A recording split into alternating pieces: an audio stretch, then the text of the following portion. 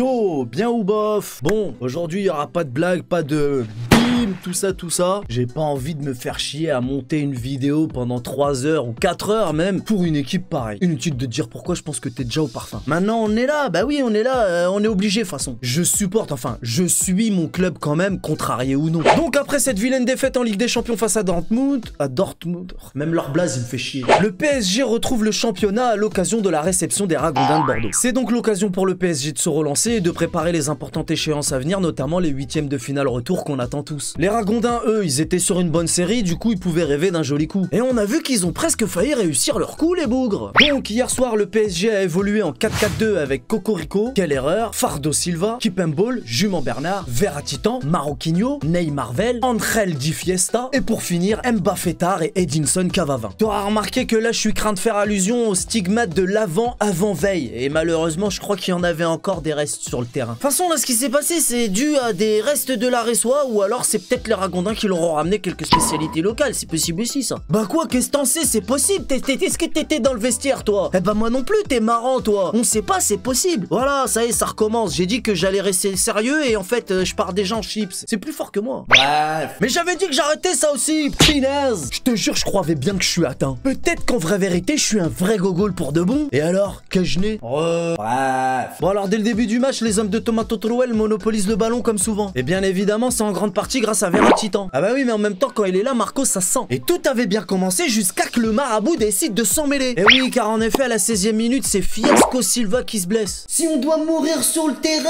eh ben on mourira des... Commence par arrêter de chialer avant de parler de crever. Allez, casse-toi le vieux, tu t'es fait bobo tout seul. Harry Sagan a bégayé, eh ben il était pas prêt. Bah oui, mais à Paname, on n'est pas des professionnels, nous, on est des guignols. Donc le gars, il est pas prêt quand il est sur le banc. Ben oui, mais il avait 10 pouces aussi. Donc il a fallu attendre que monsieur Bégayé daigne bien vouloir se changer. Du coup, bah une fois de plus, on est encore la risée du monde et cerise sur le ghetto, but pour Bordeaux, 1-0. Et j'ai pas envie de continuer, là je suis en train de me forcer, ça se voit ou pas? Je vais essayer de faire vite parce que j'en ai vraiment marre. Et quelques minutes plus tard, heureusement que Cava Magnifique était là pour égaliser de la tête sur un superbe centre de Angel Di Fiesta. 1-1, ça fait un peu zizir. C'est le 200e but pour le PSG de l'avant-centre uruguayen. Par contre, on va souligner que c'est seulement son 4e en Ligue 1 cette saison. C'est tout. Et à partir de là, les occasions vont pleuvoir, tout le monde veut frapper au but, tout le monde veut mettre son but, même nos défenseurs. Et oui, car dans les arrêts de jeu de la première mi-temps, c'est Marquinhos qui marque carrément de l'épaule sur un magnifique centre une fois de plus de Angel Di Fiesta. Normalement, on est censé en rester là pour la première mi-temps, mais non. Les Ragondins égalisent sur une incroyable boulette de Cocorico, poto. Oui, c'est encore une belle boulette. Oui, c'est un but gag, mais par contre, c'est pas rigolo, d'accord? 2-2 à la mi-temps, on pourra dire que c'était une mi-temps mouvementée. Ensuite, deuxième mi-temps, aussi créatif et puissant en attaque que fébrile et nerveux en défense, les Parisiens se heurtent à des Ragondins combatifs et réalims. Mais bon, Cocorico les a bien aidés quand même. Mais on continue cependant à garder la possession de balle en deuxième mi-temps. Et à la 63e minute, passe d'Mbappé-Tard pour Cavavin qui frappe. Arrêt du gardien des Ragondins, mais heureusement Marquinhos a suivi et marque facilement. Ça fait zip. Mais ferme-la toi, tu vois pas qu'on a pas le temps.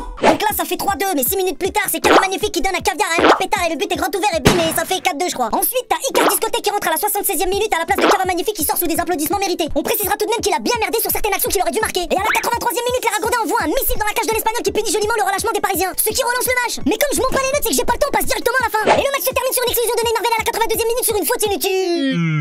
Mais comment Neymar va faire pour avoir du rythme s'il joue pas les matchs avant le match contre Dortmund? De qui il va se plaindre? Comment on va faire pourquoi faire? Comment se ferait ce bref. Le PSG conforte sa place de leader du classement avec désormais 65 points, soit 13 d'avance sur l'OM. El Matador célèbre son 200e but devant un public qu'il aime. On prend encore beaucoup trop de buts, on les passera en défense. S'il va blesser, Neymar expulsé en ce moment au PSG, la poisse est tendance. Voilà tout ce que je pouvais dire sur ce match, je vous donne rendez-vous, je sais pas quand, je m'en bats les nuts, on connaît les bails, salut.